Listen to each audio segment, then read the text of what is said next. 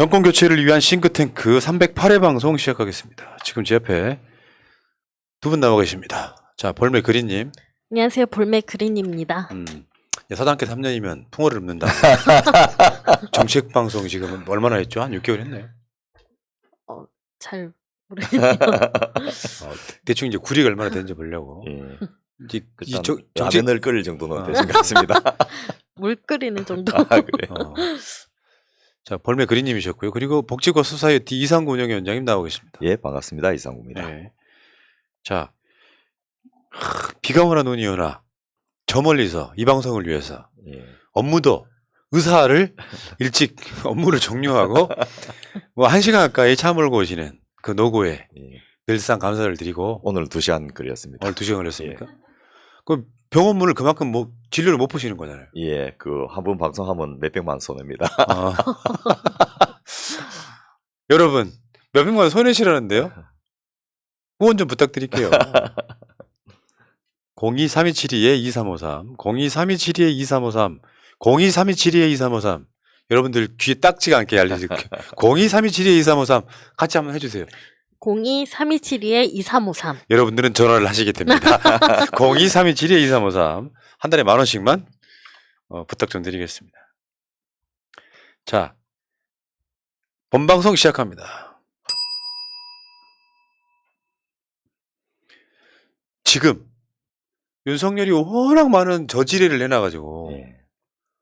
보도가 안 되는데 사실은 지금 윤석열의 무슨 언론 장악이라든지 저기 12구 참사라든지 여기 보도가 안 되는데 해년마다 이 시간쯤 되면 항상 벌어지는 일, 국회가 행정부가 제출한, 좀 더 정확히 말하면 윤석열의 기재부가 제출한 예산안을 심사하는 기간인데 그렇습니다. 이 보도가 거의 안 되죠 지금. 예, 국민 생활에 엄청나게 많은 영향을 끼치는 중요한 내용인데 뭐 보도도 안 되고 또 해도 굉장히 피상적으로만 하고 있어서 그 실황을 좀 생생하게 중계를 해드려야 되겠다 하고 준비를 했습니다. 예. 지금 2023년 예산 어떻게 되고 있습니까? 예, 일단 그 기재부가 이제 그 국무회의를 통과해서 예산을 제출을 했고요. 지금 639조 원 규모로 2023년 예산안이 그 심의를 하고 있는데 그야말로 예산 전쟁 상황입니다. 그래서 바깥에서는 뭐 계속 윤석열 대통령이 새로운 뉴스를 만들어 버려 가지고 이 국민들의 생활에 직결된 내용이 제대로 보도가 안 되고 있는데 굉장히 중요한 사안들이 지금 심사가 되고 있고요. 일단 18개 전 상위에서 그 소관 예산 심의를 마친 다음에 그 지난 7일부터 국회 예산결산특별위원회 종합정책 질의를 시작했습니다. 예결위는 이제 각 상임위에 계신 분들이 중복해서 가입할 수 있도록 되어 있고 상임위가 보통 한 24명 내지 한 30명 정도 안팎의 그 구성인데 예결위만 50명이 넘게 그 전체 의원들의 한 6분의 1 정도가 그 참여하고 있고요. 이 안에서 이제 그 종합정책 질의를 통해 가지고 예산안에 대해서 기재부 장관의 의견을 듣고 그 다음에 그 개별로 심사 소위를 그 개수 조정 소위를 하죠. 이게 핵심입니다. 개수 조정 소위를 통해 가지고 세부적인 예산안을 합의를 보게 되는데 이때가 이제 우리 새날 청취자들은 잘 아시겠지만은 쪽지 예산 그게 주고받고 왔다 갔다 하는 시기고 지금은 이제 쪽지를 안 쓰고 그래서 요즘 포스트잇 값이 좀 떨어졌다는데 예, 카톡 예산으로 이렇게 딜을 하고 있는데 지금 현재 제출된 예산은 문재인 정부 때에는 이제 그 코로나 때문에 추경을 많이 했지 않습니까? 그래서 추경을 포함하면 679조를 넘게 예산을 지출했는데 이번에는 639조 원으로 좀 줄여서 예산을 편성을 했습니다. 그래서 이렇게 예산 전체가 전년도에 비해서 감액된 게 2010년도 이후 처음입니다. 12년 만이죠. 그런데 이제 명분은 이겁니다. 문재인 정부에서 과도하게 그 재정을 방만하게 운영했기 때문에 예산이 늘었다. 두 번째로 코로나가 종식되었으니까 이제 관련 예산 다 이제 다시 정상으로 돌아가야 된다. 이렇게 주장하고 있는데 뭐 여러분 아시겠지만은 그 주장을 하는 사이에 벌써 제2의 대유행이 벌어지고 있고요. 그 문재인 정부가 많이 썼다고 하지만은 전 세계적으로 가장 적게 쓴 나라이기 때문에 그렇게 적게 쓰면서 허리띠를 졸라맸던 이유가 사실은 포스트 코로나 시기에 빨리 재정 투입을 해갖고 경제를 부흥시키는데 쓰려고 그렇게 했던 측면이 있는데 그렇게 세이브 해가지고 차기 정부가 쓸 수 있도록 예를 만들어준 것을 쌍그리 무시하고 이 방만한 재정 운영이라는 이름으로 줄여서 하고 있고요.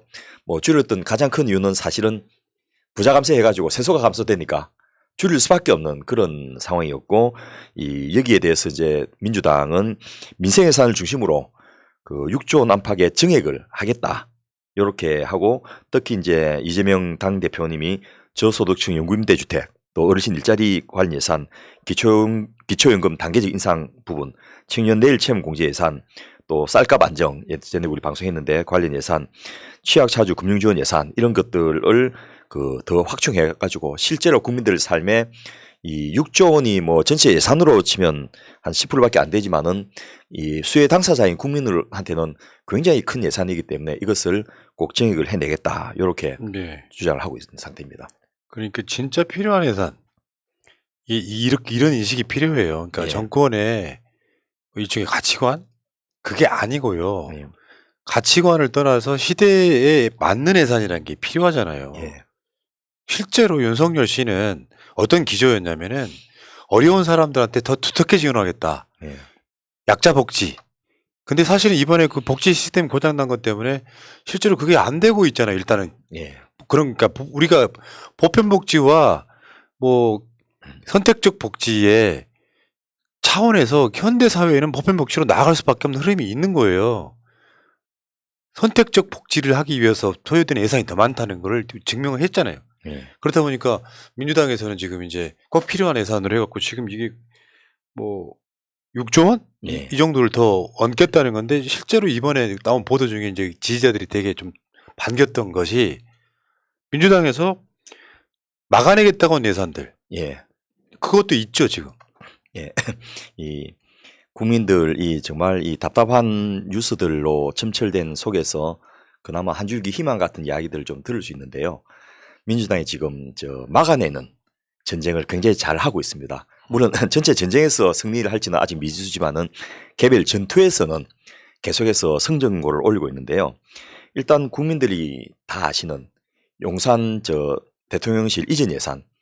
요게 보니까 저도 이렇게 디테일하게 많이 흐트난지 몰랐는데 우리는 보통 이제 용산 이전이면 뭐 대통령실 예산 또 국방부 예산 요 정도만 생각하지 않습니까? 근데 뭐 행자부, 문광부 온갖 예산 쪽에 이걸 다 흩어놨더만요. 이런 것을 하나하나 찾아가지고 지금 방어를 하고 있습니다. 전액 삭감. 이 방어란 게 결국 그만큼 줄일 만큼 국민들에게 돌아갈 수 있는 여유가 많아지는 거고 용산 이전으로 인해서 생기는 부작용을 줄일 수 있다라는 철학에서 일단 지난주죠 7일날 국회 외교통일위원회에서 그 외통위도 예산결산심사 소위원회를 하거든요. 거기에서 그 청와대 연빈관을 대신할 연회장소를 마련하기 위한 그 외교 네트워크 구축 예산 이런 거 여러분 듣도 보도 못 하셨죠. 외교 네트워크 구축이. 예. 이게 이제 청와대 영빈관을 쓰기 위한 준 예산이다라는 생각에서 그 꼼수 예산을 하고 전액 삭감을 해버렸고요. 그 또 문화관광체위원회에서 대통령실 이전으로 인한 청와대 개방 예산 개방 활용하는데 그 무려 60억 원이나 배정을 했답니다. 여기에 미술관으로 활용한다 이런 예산이랑 다 들어있었던 거죠. 그렇습니다. 그래서 아마 코바나 컨텐츠의 이름은 아니더라도 비슷한 그 관련 회사들이 할 것 같은데 그런 것들도 넣어 있는데 이것도 다 삭감해버렸고요. 그 영빈관 신축을 철회한다라고 대통령 발표했지 않습니까? 근데 관련 예산안은 그대로 남아 있었거든요. 대통령 철회한다 했는데 기재부는 안 뺐어요. 그거는 대국민 사기죠. 그러니까요. 그래서 그것도 497억 우선 삭감을 했고요. 그 운영비 소관 예산, 그 소위 말해서 그 운영위원회가 대통령실을 담당을 하거든요. 국회 운영위원회가 그 대통령실 이전 관리 예산이라는 게 있는데 그 안에 이제 시설 관리 및 개선 사업에 29억 6천만 원, 요것도 다 삭감을 했고 국가 사이버 안전관리센터 구축 예산, 요것도 사실은 대통령실 이전 관련된 예산이었습니다. 사이버 안전관리하고 이게 그 뭔 상관 있지 이야기하지만 요즘 그 대통령실 벙커 비춰준데 왠지 좀 허술하지 않습니까? 옛날에 비해서. 웃겨요. 예. 옛날 국방부 그거 쓰다 보니까 그러니까요. 작기도 하고 청와대 벙커 썼으면 얼마나 좋아요. 그러니까 그 안에 그러고 수십 년 동안 축적된 시스템이 다 결합되어 있는데 이게 이전이 하루아침이 되는 게 아니고 몇 년이 걸리거든요. 그래서 뭐 그 이전되는 시간보다는 대통령 그 재임 시간 더 짧을 예산이 되긴 하는데 그것도 담당하시는 분들도 이거 어차피 이전했다가 다시 돌아갈 것 같으니까 좀 천천히 하자 이렇게 해서 기술적인 문제 이런 이름으로 좀 늘리게 할 것 같은데 어쨌든 사이버 안전관리센터 구조 예산 20억도 삭감했고 그 국토교통위에 또 용산공원 개방 및 조성 사업 그러니까 용산공원 자체를 이 청와대 예산으로 아니고 이 대통령실 예산이 아니고 국토교통위 예산으로 넣어놨더라고요.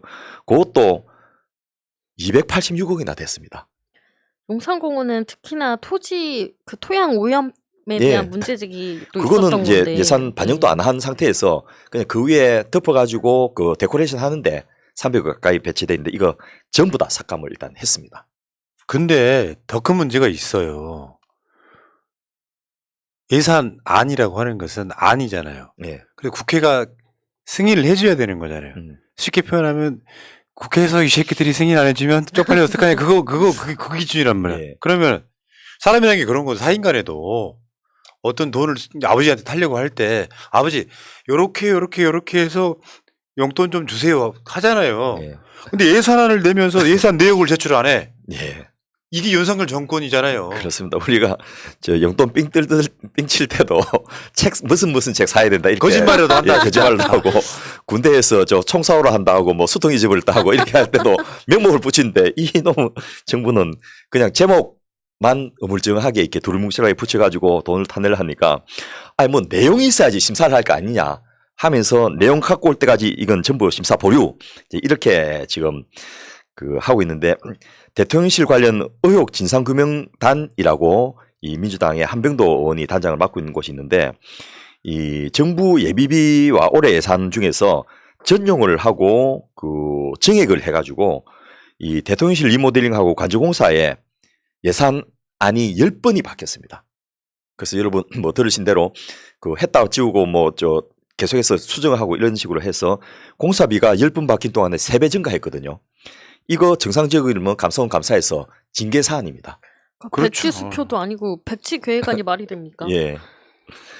그래서 용산공원 졸속 개방 관련된 문제, 환경오염 정화 문제, 관저 리모델링 공사 계약 갱신을 통한 추가 예산 낭비 문제, 또 직기류 멀쩡한 그 이 외교부 장관 직기 그것도 외국인들 오니까 얼마나 좋은 거 했겠습니까? 그 싸그리 다 버리고 바꿔버렸거든요.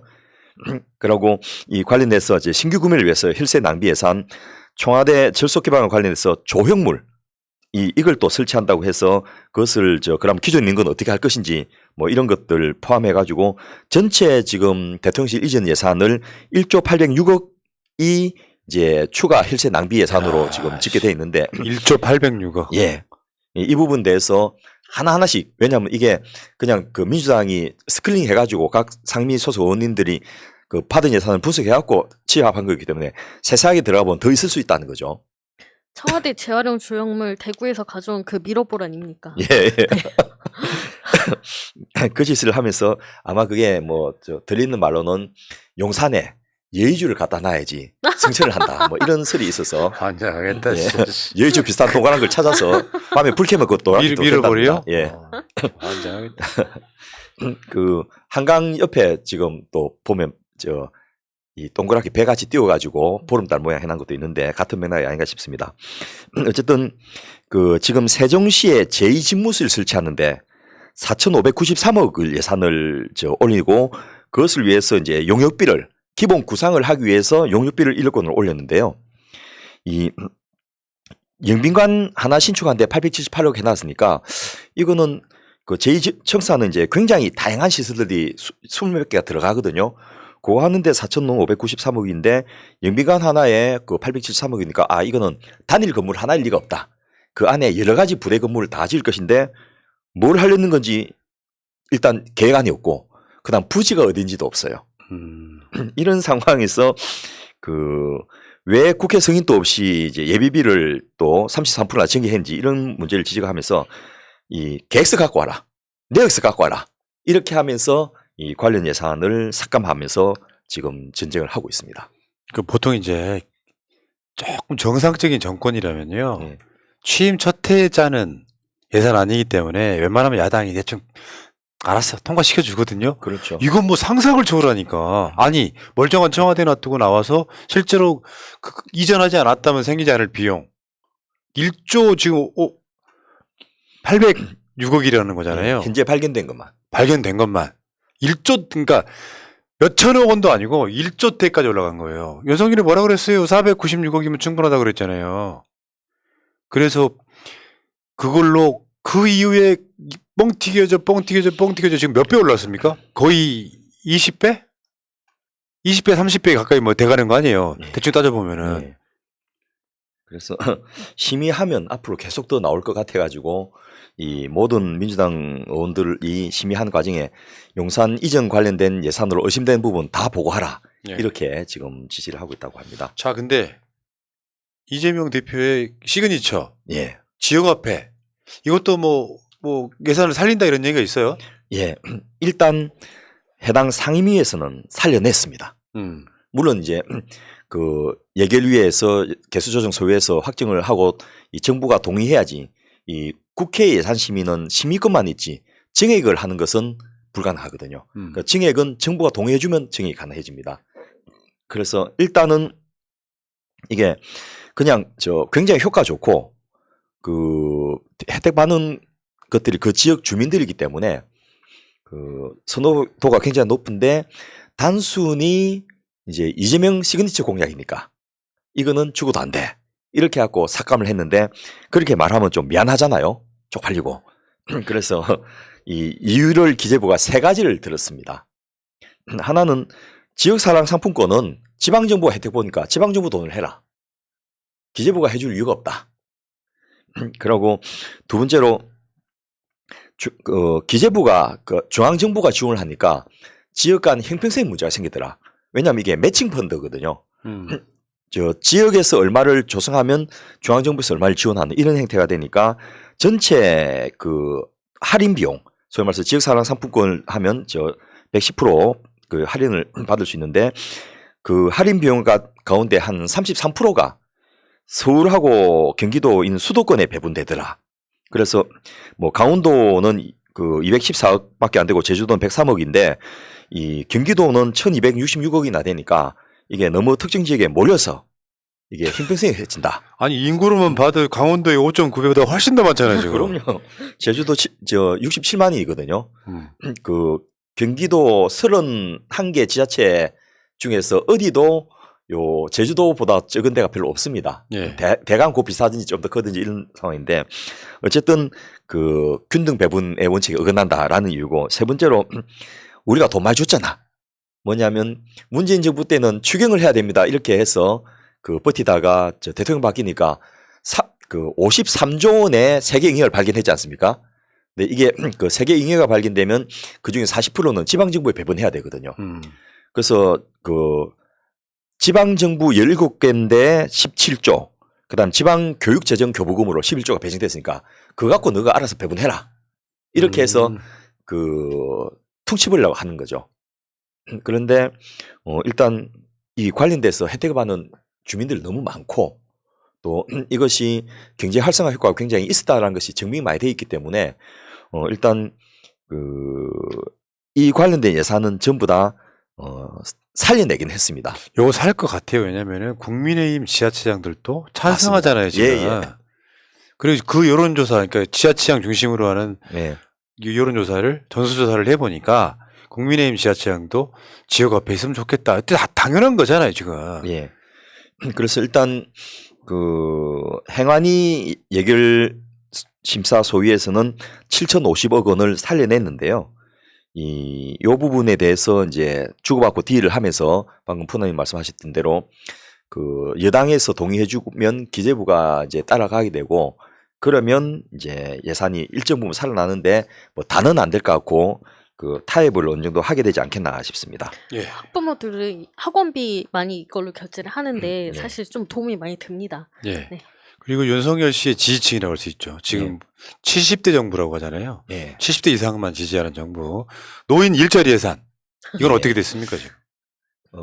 요거는 그 말씀하신 대로 그 찔러놓고 나니까 큰일 났네 싶어가지고 노인 일자리 예산 삭감하고 선거 못 치러 막 이런 그 국민의힘 지구당 위원장들의 반발도 있고 해가지고 일단 살려날 것 같습니다. 참 어처구니가 없네. 니들 뭐 하냐? 아? 그러니까요. 추경호 기재부총리가 이 좀 미안한지 변명을 뭐라고 했냐면 노인들이 이 단순 일자리를 기대하는 분이 많으신 것 같다. 이렇게 해서 이게 무슨 소모형 일자리고 제대로 된 비용도 안 주고 또 낭비형 일자리이기 때문에 없애야 된다 이렇게 했다가 어르신들이 단순 일자리를 선호하니까 이거는 살려내겠다 이렇게 해가지고 그 만일 버티다가 막판에 이게 살아나면 민주당 공이 되니까 그냥 물타기 형태로 기재부가 동의하면서 국민의힘과 같이 살려냈다. 이렇게 쓰려고 하는 것 같습니다. 그러니까 민주당이 반대해서 살려냈다는 말 못하고. 예. 참 정말 그 사악하다 이런 생각이 드네요. 예. 그러고 좀 추경호 총리 이런 그 논리 단순히 일자리가 아니잖아요. 사실 일을 예. 함으로써 노인분들이 갖는 복지 아닙니까? 일할 수 그렇습니다. 있다라는 그런 복지인 건데 이걸 단순히 일자리 그거 원하는 사람 많더라. 이거 윤석열이 얘기했던 불량식품 원하는 사람 먹을 수 있어야지. 이거랑 뭐가 다릅니까? 예. 자, 그러면 노인 일자리까지 한번 봤고요. 다음에 장애인 예산이요. 예, 이것도 아주 좀 우리 국민들한테 많은 시사점을 주는 건데요. 여러분 뭐 특히 서울 시내에 계신 분들은 전장년이라 하죠. 이 장애인 단체 그 전국 장애인 차별 철폐연대 여기서 그 지하철 타기 운동을 벌이고 휠체어나 그 장애인들이 지하철 타는 것 자체가 이제 시간이 많이 걸리니까 그 운행에 불편을 주고 계속 또 이제 그 국회 앞에서 시위하고 이렇게 하니까 이 부분이 딱 살아났습니다. 그러니까 세게 하면 깨갱하고 들어가는 이런 것도 참 새로운 우리가 그 경험을 하게 됐는데요. 일단 보건복지위원회에서 전장년 요구한 장애인 활동 지원 예산, 또 주간 활동 서비스 예산, 탈시설 시범사업 예산 이런 것들이 모두 다 반영됐기 때문에 그 장애인들이 이제 좀 멈추겠다. 그러고 이제 내일 모레가 수능하고 예비 소집이 있으니까 그 시간 동안에는 일단 우리가 행동으로 하는 것은 좀 줄이겠다. 그러고 국민의힘은 아직 약속 안 했지만은 민주당하고 정의당의 의원들이 각 상위에서 이 부분을 꼭 지켜내겠다 약속했으니까 일단 믿고서 출근길 지하철 탑승 시위, 그러니까 정상적으로 탑승하는 게 시위가 되는 그런 행태는 좀 더 중시하고 지켜보겠다. 이렇게 해서 거의 뭐 좀 반영이 되는 분위기로 가고 있습니다. 그러니까 보셨다시피 여러분들이 지금까지도 보면은 윤석열 같은 정권의 캐릭터가 뭐냐면은 약자에 강하고 강자에 약합니다. 소위 말하면 초부자 감세. 우리나라에서 돈 좀 있는 사람들한테는 사실상 알아서 머리 조아리고 물론 네. 본인들이기 때문에 그렇긴 하죠. 이런 과정들을 거치면서 말로는 대국민 사기에 가깝습니다. 약자 복지를 더 강화하겠다, 두텁게 하겠다. 그 약자들 예산 사실상 다 뺐잖아요. 노인들이네, 장애인들이네 해가지고. 그러니까 특히 이제 저소득 취약계층 또 뭐 이런 분들은 바빴어, 힘들었어, 또 몰랐어, 모이지도 못하고 시도 못하거든요. 이런 것들은 이제 야금야금 줄여가는 그런 행태로 그렇죠. 하려다가 그래도 뭐 전장년을 제가 다 좋아하진 않지만은 몸으로 보여주니까 또 깨갱하고는 또 살려내고 막 이런 식이 돼서 참 뭐랄까 이 나라가 법도가 없다 뭐 이런 느낌을 느끼고 그러면 우리도 하면 되겠네 이런 생각에서 지금 또 양대 노동단체가 또 파업을 또 예고를 하고 있는 그런 상황입니다. 예. 결국에는 원칙이 없기 때문에 예. 그 원칙이 목소리가 큰 경우에는 그 원칙이 또 수정이 되고 목소리가 없는 사람들한테 여전히 그렇게 갈 거고 거기서 할 수 있는 것은 민주당의 역할밖에 없는 거예요. 민주당 자체가 약자라고 볼 수는 없잖아요. 근데 약자 편에 서가지고 예산들을 살려내고 하는 것들은 민주당의 몫이다. 지금 근데 이게 12구 참사 여기서 지금 안전 관련 예산 예. 이것도 지금 논의가 되고 있습니까? 근데? 예, 일단 그 논쟁이 먼저 국회에서보다 서울시하고 이 나라살림연구소하고가 이제 성명을 서로 주고받고를 그 나라살림연구소에서 4번을 발표했고 서울시에는 그 4번 발표한 것에 대해서 반박 성명을 3번을 발표했습니다. 네, 마지막 나라살림연구소가 했던 성명에 대해서는 아직 반박이 안 나오고 있는데요. 내용은 이겁니다. 이 오세훈 시장이 그 안전관리 예산을 다 삭감했다. 이렇게 이제 예산 부수를 해갖고 발표를 하니까 그 서울시에서 삭감이 아니다. 라고 하면서 이제 근거를 댔는데 이 근거가 엉터리 근거였던 거예요. 그러고는 나라살림연구소가 허위 자료를 가지고 했다라고 지적을 했는데 그 허위라는 지적의 근거가 사실은 밝혀보니까 허위가 아니었던 거죠. 3가지가 주로 이제 크게 대립됐는데 2020년 안전 예산에서 기금 계획 변경 금액을 누락하고 했다라고 서울시가 주장했는데 그게 아니었던 것이고요. 56%라고 돼 있는 것을 그 5.6%로 삭감했다라고 해서 나라살림연구소가 지적했더니 그것은 단순 실수다. 이렇게 또 반박을 하고 있고요. 지출액하고 집행액을 혼동하는 부분은 이제 이걸 교묘하게 섞어가지고 집행액이라고 해놓고는 지출액하고는 차이가 많이 나는데 그 많이 있는 것으로 이렇게 반박을 했다가 그걸 지적을 받은 거예요. 그랬더니 그것은 우리가 근거 실무자가 이 근거 자료를 잘못해서 그렇다 이런 식으로 해갖고 지금은 일단 이 나라살림연구소가 판정승을 한 상황인데 오 시장님이 뭐 어떻게 보면 자기 입장에서는 항상 이런 안전사고가 자기 임기 중에 나니까 재수 없다 할 수도 있겠지만은 안전 관련된 이 실장 임용 안 하고 공석으로 몇 개월 동안 있었던 거 또 관련 예산 삭감했던 거 이런 그렇죠. 것들이 이제 다 드러나니까 그렇지 않다라고 만회하면서 이 시민단체하고 논쟁을 지금 벌이고 있는 상황인데 똑같은 상황이 지금 중앙부처 그 행자부 예산에서 지금 벌어지고 있습니다.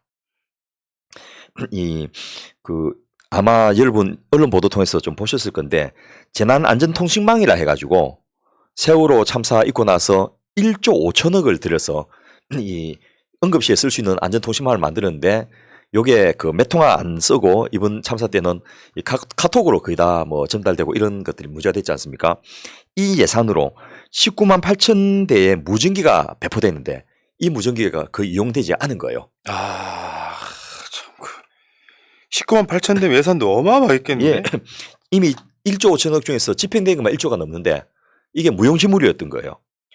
그래서 이 인파 통제라든지 소방대와 구조대가 서로 연계해갖고 한꺼번에 소통할 수 있게 하는 거라든지 이런 게 하나도 작동을 안 했거든요. 그래서 왜 이게 예산이 낭비적으로 집행됐느냐라고 민주당이 지적하고 두 번째로 그나마도 이 재난안전 예산을 왜 또 삭감했냐 지적했더니 이 현 윤석열 정부에서는 삭감된 게 아니고 그 지방 이양이나 사업이 완료돼갖고 자연적으로 줄어든 거다. 이렇게 이야기하고 오히려 이 공공안전과 공공질서 안전 부분 예산은 이 지난해보다 13% 증액됐다. 이렇게 이야기하는데 민주당은 감염병 예산이나 119 구급대 지원 예산, 구조장비 확충 예산 같은 것이 총 삭감된 게 1조 3천억이다. 이렇게 하고 서로 지금 대립을 하고 있는데 어쨌든 민주당은 이 부자 감세로 처리를 하면 한 6조 내지 7조가 생기니까 그중에 이 우선적으로 이 안전관리 예산 1조 3천억을 빨리 확충하겠다. 제가 아는 그 직원 한 명이 갑자기 이제 그만두고 그 소방대에 취직하기 위해서 그 자격증 공부를 하겠다. 이렇게 저하고 상담을 하길래 내가 이번에 그 소방이 어떤 처우 받는지 당신이 보고도 소방을 하고 싶었냐. 두 번째로 윤 정부 하에서 소방관 충원 불가능할 것이다. 그래서 정부 바뀌고 나서 공부하든지 말든지 해라. 이런 식으로 제가 상담을 좀 해준 적이 있는데 실제로 현 정부 하에서 공무원 정원 축소 이미 발표를 했지 않습니까? 그런데 그 응급이나 소방 또 경찰 교사 이런 부분은 아직도 필요한 부분이 많거든요. 우리나라가 OECD 평균에 비해서 너무 적은 부분이 많은데 문재인 정부에서 2만 명 정원 다 못하고 이 임기가 끝나버린 거예요. 나머지를 마무리를 지어줘야 되는데 지금 그런 부분은 전혀 진행이 안 되고 있다. 예. 그런 말씀 드리겠습니다. 자, 이제 정부가 갑이고 예산은 특히 네. 국회가 그걸 심사를 하지만 감액하는 건 할 수 있지만 증액하는 건 안 된다. 기재부의 동의를 받아야 된다는 네. 거예요. 근데 지금 보니까 국회 이제 여기 이제 심사를 하는 곳이 국회인데 국회 예산정책처가 이번 예산안에 문제점이 있다. 예. 많다. 이렇게 이야기하는 거 아니에요? 예, 이 국회 예산정책처가 사실은 그 기재부의 낙하산자리입니다. 입법고시로 들어온 분도 일부 있긴 하지만은 그 예산 관련 전문성이 필요하다 이런 이름으로 기재부 퇴직자 중에서 이제 공기업, 금융 관련 공기업에 못 간 사람들이 여기 많이 가거든요. 그래서 사실은 뭐 큰 집 작은 집 이런 상황인데 너무 얼토당토하는 예산안이 오니까 이제 큰 거는 지적 안 하고 작은 거 몇 가지를 지적했는데 그 중에 재미난 게 층간소음 저감 대책으로 잡혀진 예산 380억입니다. 이게 뭐냐 하면 매트를 까는 예산을 그 무이자로 융자해 주는 거거든요. 그런데 일단 국내에 나온 매트 10개 중에서 소음 감소가 증빙된 게 하나밖에 없습니다. 그리고 그것도 6대11 감소에 그치기 때문에 아이들이 퉁퉁 뛰는 거는 이 저감도 못해요. 그런데 중량 충격음은 흡수 못하는데도 이제 이걸 일단 배정을 해놨고 아마 뭐 국토부에 그 계신 모 국과장님 중에서 이 매트 업체하고 친한 분이 있는 게 아닌가 이런 의심을 할 수 있는데 두 번째로 이제 공공주택 공동주택 리모델링 할 때 그 구조 자재를 변경하면 이 사실은 싼 자재 써갖고 층간소음 생긴 거고 그 층고를 줄여가고 더 많이 그 층수를 늘리려니까 생기는 건데 요 부분을 개선하는데 4% 금리로 빌려준 사업도 있거든요. 참 별걸 다 하네. 예. 그런데 이게 사실은 이 리모델링 부분이 조단위 사업들이기 때문에 이 그 건설 회사들이 4% 금리 별로 반가워하지 않아요. 이미 건설할 때 다 반영하기 때문에 이거는 보나마나 100% 불용될 것이다. 라고 해서 이걸 지금 심의한 과정에 줄여갖고 차라리 다른 데 쓰자. 이런 예산을 기재부의 작은 집인 그 국회 예산정책처가 제안할 정도로 현 예산들이 좀 문제가 많은 것 같습니다. 그 층간소음은 뭐 네. 웬만하면 다 아는 이야기인데 불량 자재 써서 생기는 문제라기보다는 건물 짓는 방식의 문제예요. 기둥형이냐 예. 벽을 쌓았고 올리느냐 이 차이가 좀 있고 예. 그 주택용이 그렇게 허가된 것 때문에 층간소음이 생기는 거거든요. 네. 아무리 비싼 자재를 써도 건설 비용이 적게 들기 때문에. 맞습니다. 근데 사무실 한번 보세요. 지금 뭐 빌딩 같은 데 가면은 그 위에 어마어마한 사람이 왔다 갔다 하는 쇼핑몰, 백화점 같은데 전혀 없죠. 층간소음이 있습니까? 예. 기본적으로 이게 안 된 자들이 무슨 매트리스를 설치하는데 300만 원 빌려주겠다. 이게 대책이야? 아마 이것도 불용을 처리해갖고 다른 데 쓰려고 하는 게 아닌가 싶은 생각도 듭니다. 근데 이 와중에 난 윤석열한테 가장 화를 내고 있는 게 바로 원전 예. 살려내는 거거든요. 예. 원전은 몇십 년에 걸쳐서 천천히 이 탈원전해야 된다라고 하는 것은 정답 같은 이야기예요. 예. 사회 도덕이과도 같은 이야기라고. 근데 지금 이게 원전 예산을 증액해야 된다는 주장이 지금 또 등장을 하고 있습니다. 예. 아마 그 대통령의 국정 철학에 그 잘 보기 싶어서 따랑따하는 그런 의원이 안 될 걸 알면서도 한 게 아닌가 싶은데요. 국회 산업통상자원중소기업벤처위원회 그 소속 최영두 의원이 이 SMR이라죠. 소형 모듈 원자로 이게 스마트 원전입니다.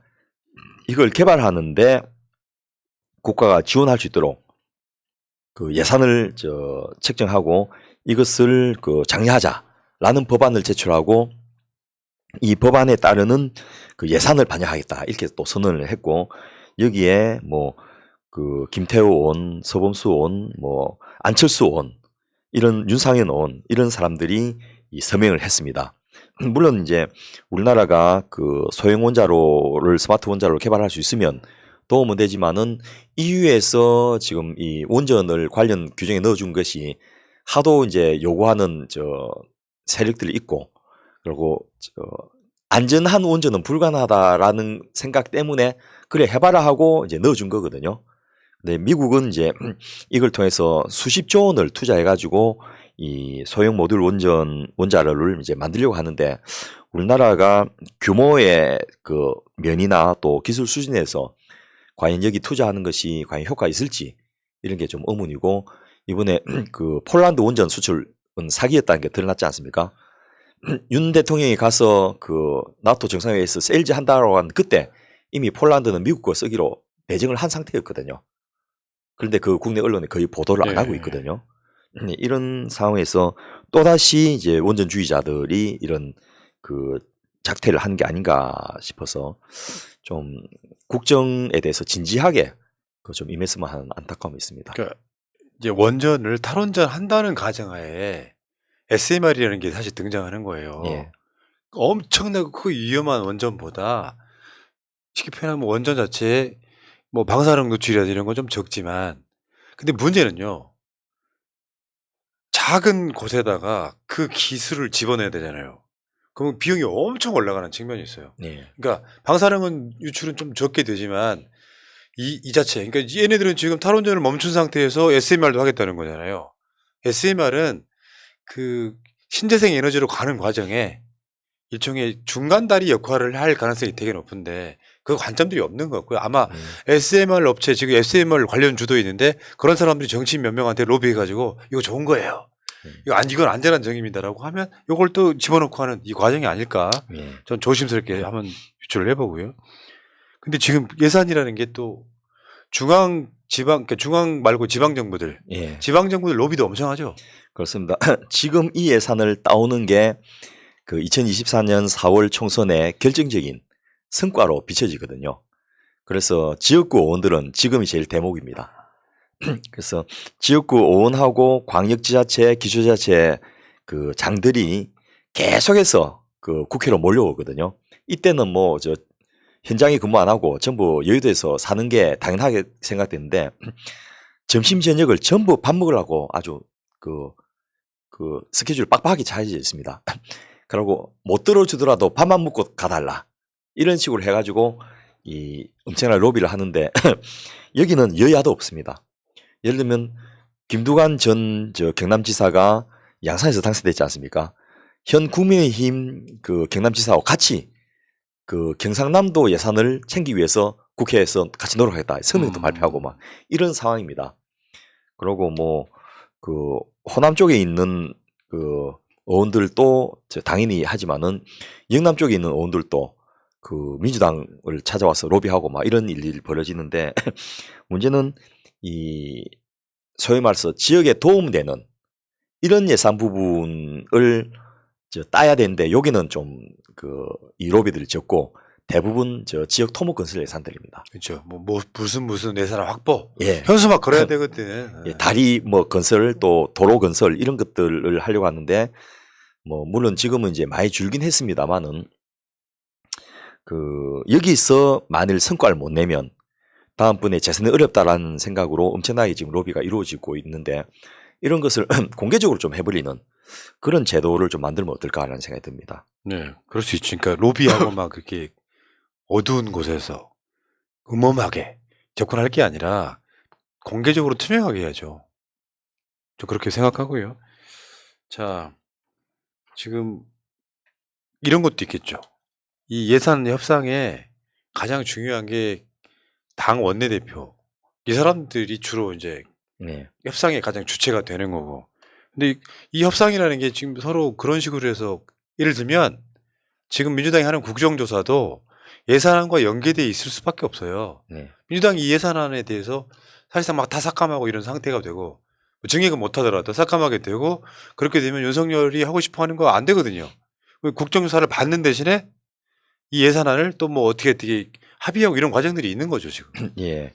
그래서 김진표 국회의장이 그 조용 국민의힘 원내대표하고 박홍근 민주당 원내대표를 불러가지고 일단 조율을 좀 해봤는데 뭐 당연히 그 실패했고 자기들 주장만 되풀이하고 있고요.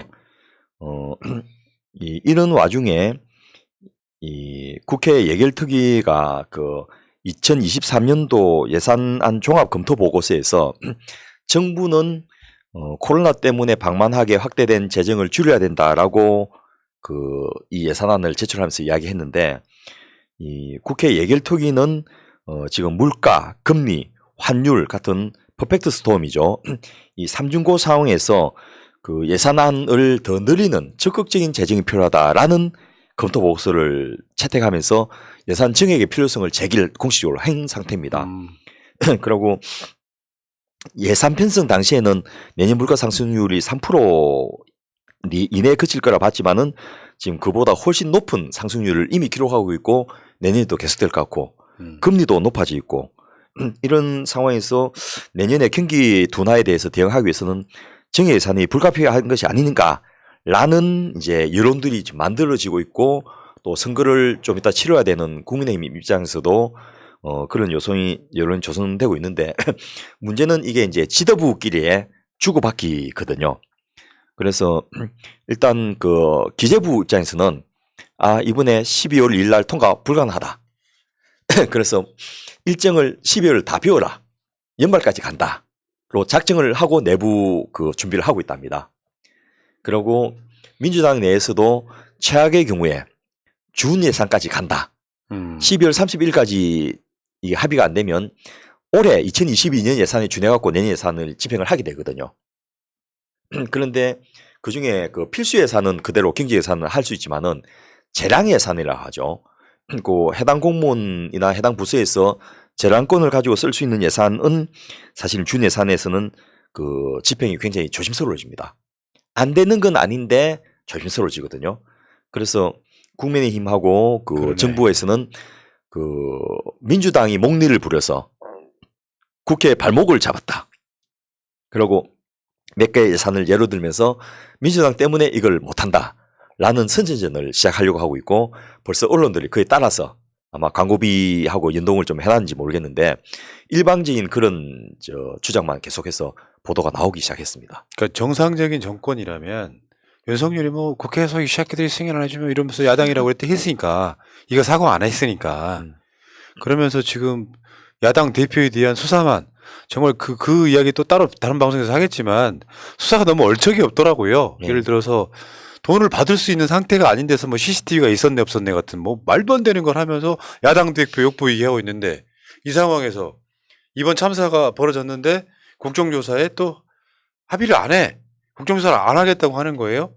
이 과정들을 거치면서 민주당에 대한 기본적인 어떤 예우 자체가 없는 상태. 존재를 인정 안 하잖아요. 이런 상태에서는 예산안 물론 윤석열이 잘못이죠. 이게 민주당한테 잘 보이 여소야대 국회에서 민주당을 잘 보이려는 노력 없이 민주당은 막 존재 자체를 무시하면서도 예산안 통과시켜달라고 하는 그 프레임 싸움에서는 민주당이 저는 우위에 있다고 봐요. 네. 어떤 존중도 안 해주는데 뭐 거기 협조를 할 리가 있겠어요? 저는 차라리 작년 예산안으로 그냥 갑시다. 예. 그리고 준 예산이 되면 무슨 문제가 있느냐? 미국은 공무원의 그 고용 자체가 예산이 없으면 공무원을 해고를 해야 됩니다. 그런데 트럼프 시절에 예산이 통과 안 돼가지고 정부 셧다운이 벌어진 적이 있습니다. 실제로. 그런데 이 셧다운에 으로 인해서 피해를 첫째 경찰관, 소방관 이런 사람 월급을 못 주게 된 거예요. 그리고 심지어는 교도관, 미국은 군대보다 그 교도소 수감 제수가 더 많은 세계에서 유일한 나라인데 500만 명이 상시적으로 수감돼 있거든요. 이분들을 감시 감독하는 교도관 월급도 못 주게 된 거예요. 그럼 우리 교도소 문 열어버린다 하는 그런 말이 나올 정도로 그 심각한 상태에 갖고 교사들은 실제로 수업 거부도 하게 했습니다. 왜냐하면 이 월급 못 받고 그 미국 교사들은 이 방학 때 월급 안 받거든요. 일하는 기간 동안만 월급 받습니다. 그래서 우리는 월급 못 받고 애들 가르칠 수 없다 이렇게 하고 그야말로 실질적인 셧다운까지 가기 직전까지 갔는데 정부가 설득해서 그 국회 통과되면 돈 줄게 이렇게 하고 그 소급 지급 약속을 해주고 두 번째는 이제 필요한 부분은 여야 합의해가지고 일단 부분 통과를 먼저 시키자. 꼭 전체적으로 한꺼번에 할 필요가 뭐 있느냐. 그러니까 여야 합의가 되면 소급 지급도 법적으로 문제가 없거든요.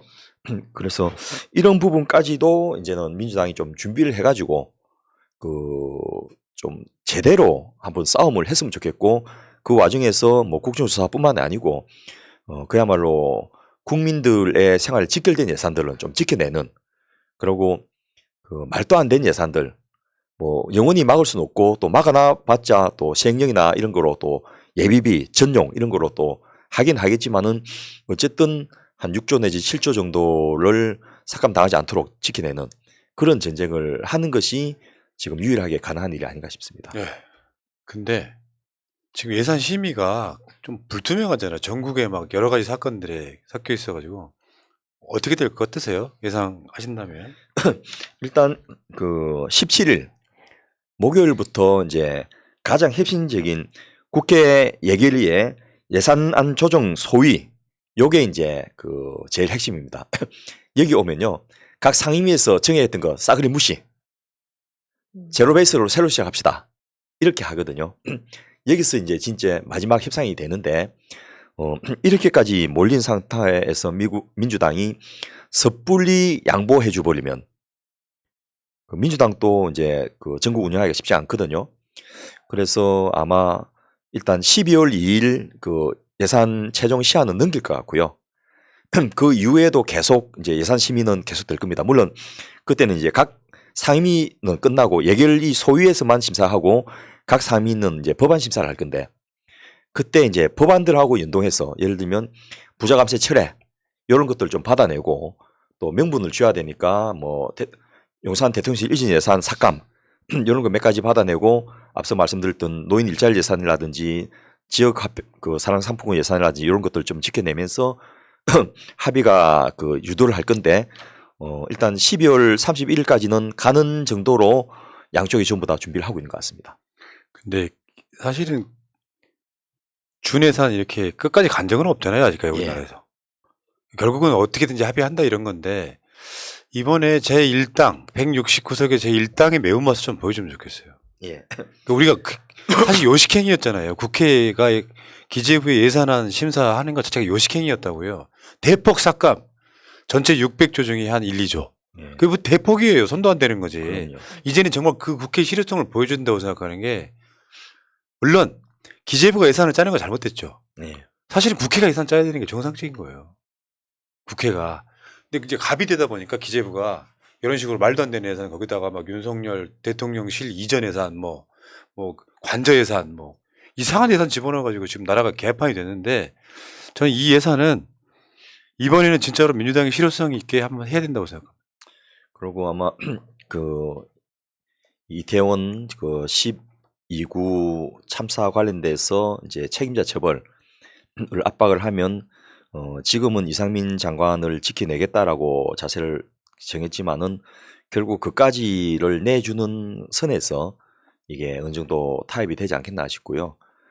이게 안 되면 계속해서 에스컬레이팅이 될 것 같습니다.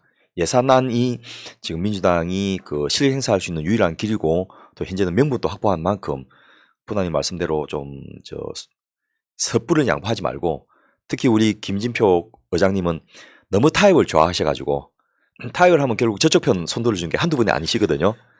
그래서 좀 잘 압박하고 관리해가지고 국민들 납득할 정도의 안을 좀 만들어내는 그런 기회가 됐으면 좋겠고 또 지금 국회 상황 말고 이 국민의힘이 그 지금 사고지구당들 그 개편 작업을 하고 있거든요. 조강특위가 가동되고 있습니다. 조직 강화특위. 요 말은 뭐냐면 지구당 위원장을 바꾸겠다는 거예요. 그런데 발표를 뭐 빨리 하진 않겠지만은 심사하는 거 보면 아 나는 잘리고 그 검사 출신 누가 오겠구나 이런 이제 예상을 할 수 있게 되거든요. 그래서 지금 그 이태원 국조안은 181명이 찬성했지 않습니까? 정의당까지 합류를 했거든요. 여기 소위 말해서 19표만 있으면 이 대통령 거부권도 넘어설 수 있는 그런 선이 되는 거죠. 그런 것들을 만들어낼 수 있는 기회로 이걸 한번 활용해 보면 어떨까 싶습니다. 예. 참 그 국민 세금을 혈세라고 하잖아요. 네. 국민들이 어려운 가운데 국민들이 낸 세금을 정말 자기 자신한테는 정말 펑펑 쓰고 약자 예산은 대국민 사기에 가깝게 자기 말과도 다르게 쓰고 이 과정들을 거치면서 윤석열이 짠 이 예산안이 민주당에 의해서 정말로 철저하게 심사가 돼서 저는 말도 안 되는 예산은 철퇴를 받는 그런 예산이 되기를 바랍니다. 자, 알겠습니다.